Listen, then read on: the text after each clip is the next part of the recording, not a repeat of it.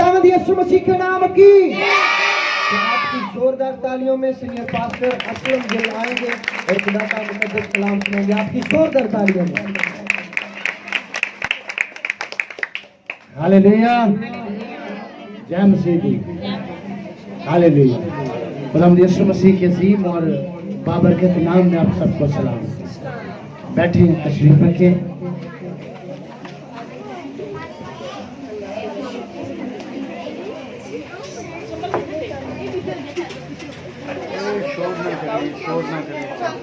मेहरबानी से खामोशी अख्तियार करें, खामोशी अख्तियार करें।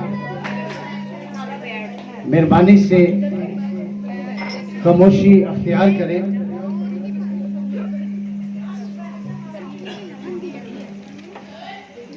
आज जो खुदावंद यीशु अल मसीह ने हमें कलाम दिया है, रोज़ों के मुतालिक है, क्योंकि रोज़ों के आयाम है। रोज़ों के आयाम में आज हम खुदा के कलाम में से देखेंगे। हमारा आज का जो मजमून है वो हुक्म मानना है। क्या है? हुक्म मानना। क्या लफ्ज है? जोर से बोले, हुक्म मानना। और एक कहावत भी है, हुक्म मानना कुर्बानी चढ़ जाने से बेहतर है। सब जानते हैं। तो फिर आज जो खुदा ने हमें हुक्म दिया वो क्या है? आज हम सीखेंगे यूना नबी की मार्फत खुदा का कलाम, और उसके पहले बाब से हम पढ़ेंगे। ये स्टोरी सभी को आती है यूना नबी की। तो ये ताज़ा कलाम है, ला तब्दील कलाम है। सो मेरे अज़ीज़ों, आज हम खुदा के जिंदा कलाम में से पढ़ेंगे यूना की मार्फत खुदा का कलाम, उसका पहला बाब और 7 आयत से हम पढ़ेंगे। और उन्होंने आपस में कहा, आओ हम कुरा डालकर देखें कि ये आफत हम पर किसके सबब से आई। चुनाचा उन्होंने कुरा डाला और यूना का नाम निकला। तब उन्होंने उससे कहा, तू हमको बता ये आफत हम पर किसके सबब से आई है? तेरा क्या पेशा है और तू कहां से आया है? तेरा वतन कहां है और तू किस कौम का है? उसने उनसे कहा, मैं इब्रानी हूं और खुदावंद आसमान के खुदा बहर भर के खालिक से डरता हूं। तब वो खौफजदा होकर उससे कहने लगे, तू ने ये क्या किया? क्योंकि उनको मालूम था कि वो खुदा के हजूर से भागा है, इसलिए कि उसने खुद उनसे कहा था। तब उन्होंने उससे पूछा कि हम तुझसे क्या करें कि समंदर हमारे लिए साकन हो जाए, क्योंकि समंदर ज्यादा तूफानी होता जाता था। तब उसने उनसे कहा, मुझको उठाकर समंदर में फेंक दो तो तुम्हारे लिए समंदर साकन हो जाएगा, क्योंकि मैं जानता हूं कि ये बड़ा तूफान तुम पर मेरे ही सबब से आया है। तो भी मलाहों ने डंडा चलाने में बड़ी मेहनत की कि किनारे पर पहुंचे, लेकिन ना पहुंच सके, क्योंकि समंदर उनके खिलाफ और भी ज्यादा मुअज्जज़न होता जाता था। तब उन्होंने खुदावंद के हुजूर गिड़गिड़ा कर कहा, ऐ खुदावंद, हम तेरी मिन्नत करते हैं, हम इस आदमी की जान के सबब से हलाक होने हो। तू खून और नाखन को हमारी गर्दन पर ना डाल, क्योंकि ऐ खुदावंद, तूने जो चाहा सो किया। उन्होंने यूना को उठाकर समंदर में फेंक दिया और समंदर का तलातम माकूफ हो गया। तब वो खुदावंद से बहुत डर गए और उन्होंने उसके हुजूर कुर्बानी गुजरानी और नजरें मानी। लेकिन खुदावंद ने एक बड़ी मछली मुकर्रर कर रखी थी कि यूना को निकल जाए, और यूना 3 दिन मछली के पेट में रहा। आमीन। आए हम दुआ करें।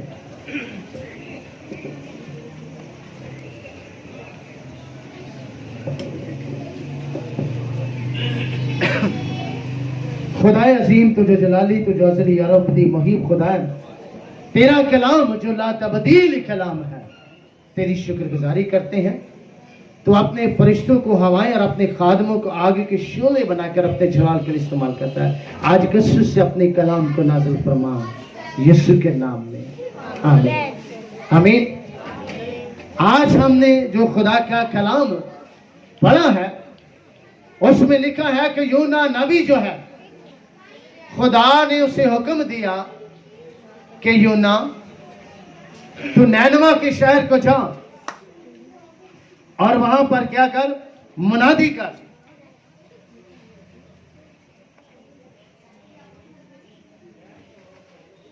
लेकिन यूना नैनवा की बजाय कहां चला गया, तरसीस में चला गया। और नैनवा, याफा और तरसीस, नैनवा मुल्क असूर का सदर मुकाम था और असूर इसराइल का नफरती दुश्मन था। ये शहर शमाल मशरकी मस्पातमिया, आजकल का इराक में दरियाए दजला के किनारे वाक़या था। नैनवा की बदी और शरारत का जिक्र नाहूम की किताब में तफसील इसकी बहुत ज़्यादा बयान की गई है। याफा बहरे रूम की एक अहम और मसरूफ़ बंदरगाह थी।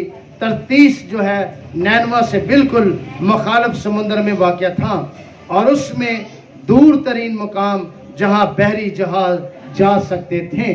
ये नैनवा की जो स्टोरी है वो ये है। सो आपकी तवज्जो मैं चंद अल्फाज के ऊपर दोहराना चाहता हूँ कि नैनवा के लोगों ने उनके गुनाह और बदी जो थी वो लिखा आसमान तक पहुंच गई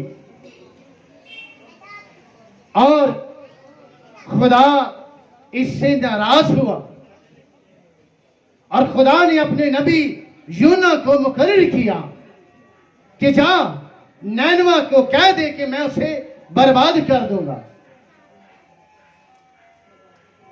और जो यूना था वो डर गया, सफर दूर था क्योंकि याफा और तरतीस के दरमियान में जो था ये बहुत ज्यादा फासला था। तो उसने सोचा कि बजाय मैं ये मुनादी वहां करूं, मैं ये बात किसी और शहर के करीब कर दूं। सो मैं आपकी तवज्जो इन चंद अल्फाज पे दोहराना चाहता हूं। यूना नबी की जो नाफरमानी थी, उसने खुदा के हुक्म को रद्द किया, खुदा की बात को नाचीज माना। मेरे अजीजों, यूना नबी जो है वो जब खुदा के हुक्म की नाफरमानी करता है तो खुदा के कलाम में लिखा है जब हम नाफरमानी करते हैं तो फिर क्या होता है, हम पर आफतें आती हैं। जैसे उस बहरी जहाज में आफत आ गई। जब हम खुदा के हुक्म की नाफरमानी करते हैं तो इससे हमारे ऊपर क्या आती है, मुसीबत आ जाती है। नाफरमानी करने से, फिर लिखा है नाफरमानी करने से हम तरह तरह की बीमारियों और डिसीजेस के अंदर मुब्तला हो जाते हैं। नाफरमानी करने से लिखा है कि आजमाइशें हम पर आ जाती हैं। खुदा किसी को नहीं आजमाता, याद रखें। इंसान अपनी ही ख्वाहिशों के अंदर फंसकर आजमाया जाता है। लेकिन जब हम खुदा की नाफरमानी करते हैं और जो खुदा के हुक्म की फर्मा बरदारी करते हैं, खुदा उन्हें बरकत भी देता है, बरकत देता है ना। तो खुदा का हुक्म किसने माना, यूना नबी ने माना या मछली ने माना? किसने खुदा का हुक्म माना? बोले कलीसिया। किसने हुक्म माना? मछली ने। जोर से बोले किसने? इंसान जो अशरफुल मखलूकात है वो खुदा के खौफ से बेडर हो गया, उसने खुदा के हुक्म की नाफरमानी की। लेकिन जो ये मछली है, ये जानवर जो है, इसने खुदा की आवाज को सुना, इसने खुदा की कॉल पर तवज्जो दी। खुदा ने उसे हुक्म दिया, है बहेल मछली चली जा, वहां मैं अपने बंदा को तेरे मुंह में डालूंगा, तेरे पेट के अंदर डाल दूंगा, लेकिन उसको खाना नहीं है। Hallelujah, hallelujah. मछली ने खुदामंद का हुक्म माना। उसने खुदा के हुक्म की ताबेदारी की, उसने खुदा के फरमान को जाना कि वो मछली जानती थी कि ये मेरा बनाने वाला जो है यही कादरे मुतलिक क्रिएटिव खुदा है, मैं इसका हुक्म मानूंगी और जरूर मानूंगी। और वो फौरन जाती है और यूना मछली के पेट में चला जाता है। हालेलुया। और जैसे ही वो मछली के पेट में जाता है, वो मुसीबत, वो तूफान थम जाते हैं। वो आंधियां जो जहाज पर नुकसान होने को थी वो सारी थम गई। जानवर हुक्म मानते हैं पर इंसान खुदा का हुक्म नहीं मानते। हालेलुया। नूह नबी की कश्ती में नूह बड़ा उसने पुकारा, तौबा कर लो, यीशु जल्द आ रहा है, खुदावन जल्द आ रहा है, तूफान आ रहा है, आंधी आ रही है, तौबा कर लो। कश्ती में इंसान दाखिल हुए थे या जानवर? जी राशिद भाई, कौन दाखिल हो गए थे? जानवर। हाथी ने सुना खुदावन की आवाज है, दौड़ा गया। शेर ने सुनी आवाज, दौड़ा गया। तमाम सारे जानवर जितने भी थे वो सब नूह नबी की कश्ती में दाखिल हो गए। उन्होंने खुदा की आवाज को पहचाना, खुदा की आवाज को सुना, खुदा की कॉल पर उन्होंने तवज्जो दी कि ये खुदा की आवाज है। लेकिन मेरे अजीजों, जब पादरी साहब कहते हैं कि बाजी जुमेरात को दुआ पे आना है, नहीं हमारी तो शादी, हमने तो मेहंदी पे जाना है। खुदा की कॉल को आप रद्द कर देते हैं, खुदा के बनाए हुए मंसूबे को, हुक्म को नाफरमानी करते हैं। ये है नाफरमानी। बाद में पता चलता है मेहंदी पे डांस कर करके बाजी का बुरा हाल हो। हालेलुया। खुदा ऐसी नाफरमानी के लिए क्या है? फिर आपकी जिंदगी जो जहाज, जो कश्ती है, ये क्या हो जाएगी? मुसीबतों में, बीमारियों में, डिजीजेस के अंदर तूफान आ जाएंगे, बीमारियां आपको घेर लेंगी, मुसीबतें आप पर आएंगी। फिर आप कहेंगे कुरा डालें, ये किसकी वजह से मुसीबत आई है? हाँ, पादरी साहब ने क्या सी आज दुआ ते नहीं गई तो मेहंदी पे चली गई। नाफरमानी की है, खुदा के हुक्म को रद्द किया है, खुदा के कलाम को नाचीज होना है। याद रखें, यहाँ खुदा का मसबा है और खुदा आपको जब कॉल करता है मसबा पे, तो मसबा के पास आपने आना है। भलाई इसी में है कि आप खुदा के मसबा पर आए। उस मछली ने खुदा का हुक्म मान लिया, तो मेरे अजीजों आप भी खुदा का हुक्म माना करें। आप तो अशरफुल मखलूकात हैं, आप तो कलाम में लिखा है आप शाही कहनों का फिरका और मुकद्दस कौम है। आप खुदा की बनाई हुई खास मखलूकात हैं। खुदा आपसे प्यार करता है और उस प्यार के वसीला से उसने अपनी जान तक सलीब पर दे दी, मेरे और आपके लिए। रोजे का जो मकसद है वो ठहर जाना है, रुक जाना है, खुदा के करीब आना है। आज हमने रोजे रखे हैं, किस लिए रखे? कि हम खुदा के करीब आ जाएं, हम ठहर जाएं, हम रुक जाएं। अगर हम गुनाह में जिंदगी गुजार रहे थे तो ये लाइन, इसको क्रॉस नहीं करना, रुक जाएं, ठहर जाएं। उस मछली ने खुदा का हुक्म माना, उसने यूना नबी को कोई नुकसान नहीं पहुंचाया। बेशक उस मछली के बड़े नाकीले दांत थे, वो मछली खाने को थी, लेकिन खुदा के हुक्म की नाफरमानी उस मछली ने नहीं की। उसने खुदा के हुक्म को माना। लेकिन आज आप भी खुदा का हुक्म मानिए। खुदा चाहता है आप तौबा करें, बपतिस्मा लें, रूल को सीनाम में पाएं। हालेलुया। कितने हैं जो आज चाहते हैं अगर मछली ने कहना माना है तो आज से हम भी खुदा का कहना मानेंगे, हम भी हुक्म मानेंगे। हालेलुया। रूल को उसके लिए जोरदार तालियां लगाएंगे, पाखरू के लिए कि आज से हम भी यीशु का हुक्म मानेंगे।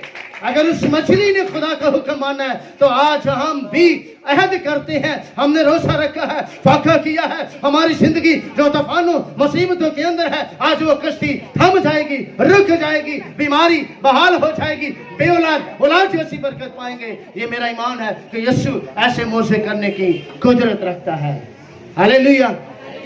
आमीन। आए हम अपने सिर को झुकाएं और दुआ करें। सभा के बंद करेंगे, दुआ करें।